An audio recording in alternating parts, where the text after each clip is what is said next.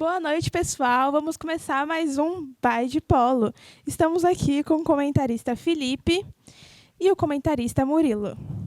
E agora a gente vai falar um pouquinho do polo aquático e, e a falta deles nas Olimpíadas de Paris. Eu gostaria de saber qual foi o motivo da não participação deles na Olimpíadas de Paris.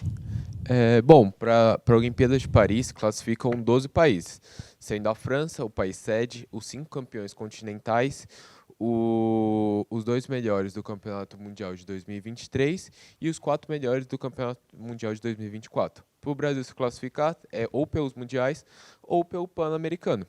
No Mundial de 2023, ele desistiu da participação para focar no Pan-Americano. E aí no Pan-Americano chegou até a final, conseguiu passar dos canadenses na semi, mas aí acabou sendo derrotado pelos Estados Unidos na final, ficou com a prata e ficou fora de Paris, tendo a última chance pelo Campeonato Mundial de 2024, que aí acabou sendo eliminado ainda na fase de grupos e ficou com o 13º lugar. E assim, a seleção brasileira masculina de polo aquático está fora das Olimpíadas de Paris 2024. E seguindo mais ou menos o mesmo caminho da seleção masculina, as meninas também desistiram do Mundial de 2013, né? A alegação foi falta de verba e para focar no PAN. Deu um pouco de resultado esse PAN, né? Que elas conquistaram o terceiro lugar no PAN. Então, elas tiveram uma jornada linda no PAN. A gente começou na fase de chaveamento, uma vitória de lavada no Chile, de 31-2. Nas quartas, elas passaram por Cuba numa batalha um pouquinho mais acirrada, que foi 12-10. E aí, infelizmente, para a final, elas acabaram sendo barradas pela potência canadense de 21-4. Mas conseguiram pelo menos o terceiro lugar, passando das nossas irmãs de 10-9. Mas, infelizmente, esse bronze, que na competição entre países tem um gosto de ouro, não garantiu a vaga para Paris, né? E aí, lembrando que na questão do feminino, Bela e Murilo, a gente tem apenas 10 seleções ao invés das 12 masculinas. Então, como que fica esse chaveamento? No Mundial desse ano, ao invés da gente ter as 4 masculinas, a gente só tem 2 para ficar na classificação, né? Então, infelizmente, o Brasil não conseguiu.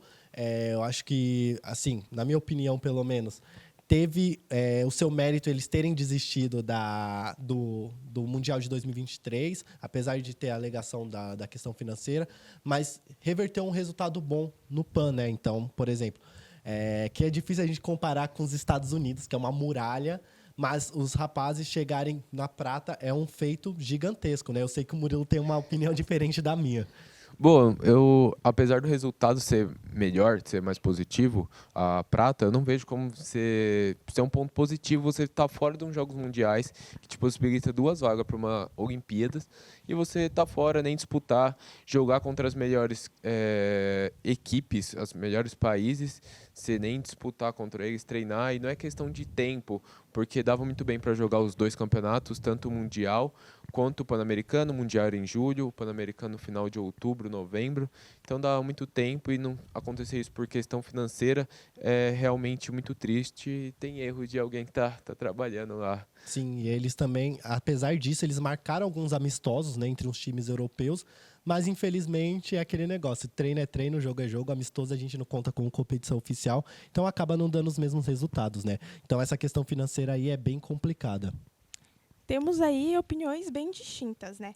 Mas trazendo outro ponto também, que o polo aquático brasileiro não foi o único que alegou questões financeiras, né, para sua desistência. Também tivemos o polo aquático da África do Sul, correto? Isso mesmo, Bela. Então, o que acontece? O polo aquático sul-africano já estava classificado para Paris, então, assim, eles já estavam sentindo o cheirinho de croissant vindo para eles, mas, infelizmente, a Swim South Africa, que é a associação que cuida do polo aquático, eles falaram que eles precisavam pelo menos do 12º lugar para poder ir para Paris.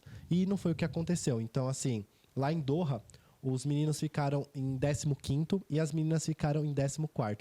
Aí junta isso com o fator dos sul-africanos não terem uma empatia com o polo aquático, fez com que a vaga fosse deixada de lado.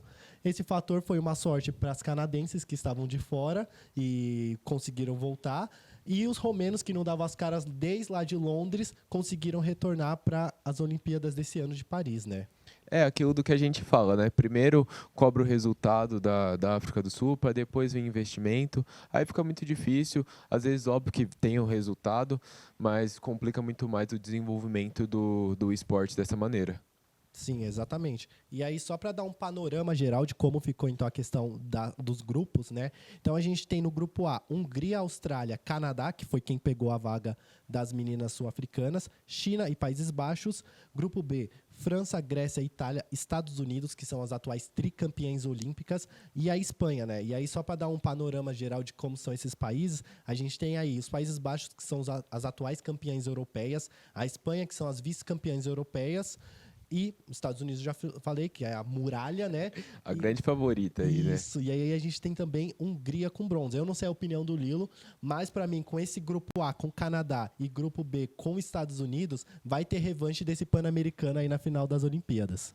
Eu falaria que as americanas é a grande favorita mesmo, que acontecer essa revanche. Eu acho que elas são as grandes favoritas mesmo para essa Olimpíadas. E aí, aproveitando para falar um pouquinho do masculino, o grupo A do masculino a gente está com a Croácia, com a Itália, a Romênia, que pegou a vaga da África do Sul, a Grécia, os Estados Unidos e Montenegro. E aí no grupo B a gente tem a Austrália, a Sérvia, a França, o país sede, a Hungria, o Japão e a Espanha.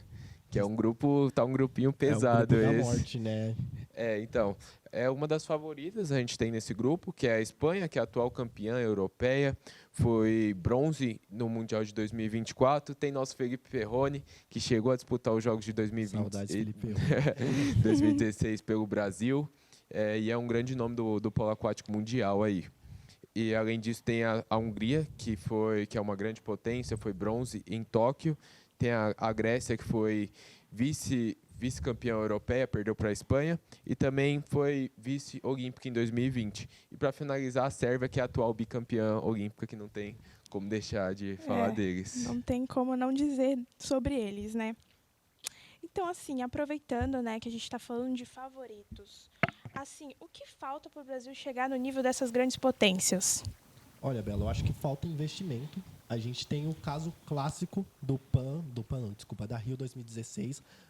A gente teve um investimento massivo em cima do Brasil, contratação de técnicos de fora, a gente teve jogadores que a gente trouxe de fora, a gente citou o Perrone, né? O Perrone era o nosso capitão, que deu uma força gigantesca para o time, e segundo as minhas fontes, isso foi perdido durante o tempo. Então, tudo que foi construído para Rio 2016 foi perdido. Estrutura de equipe, estrutura médica, tudo isso foi perdido no caminho. Teve o escândalo da Confederação Brasileira de Desportos. A palavra realmente que falta é investimento.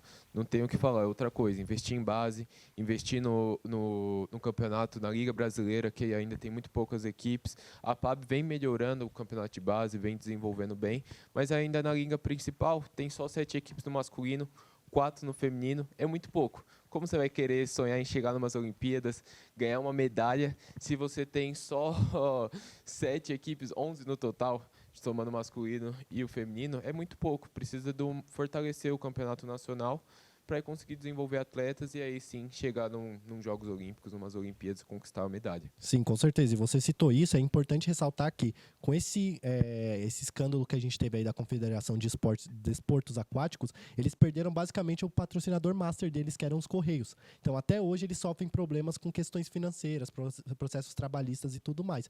E aí, só dando uma pincelada do que o Lilo falou, a gente tem a questão da Liga Nacional que está rolando agora, né? Então, a gente já teve os jogos da primeira fase. E no dia 13 e 14 a gente vai ter a segunda fase masculina e a primeira feminina. Então aí entra as meninas, né, começando a jogar, que ainda não tinham jogado, com Flamengo e SESI no primeiro jogo. E também tem a estreia do SESI masculino nesse dia, que eles não tinham jogado na primeira fase, que eles estão fazendo um revezamento das chaves, né? Que é o atual campeão. Exatamente. E o feminino é o Pinheiros, né, que também pode ser as favoritas aí desse ano.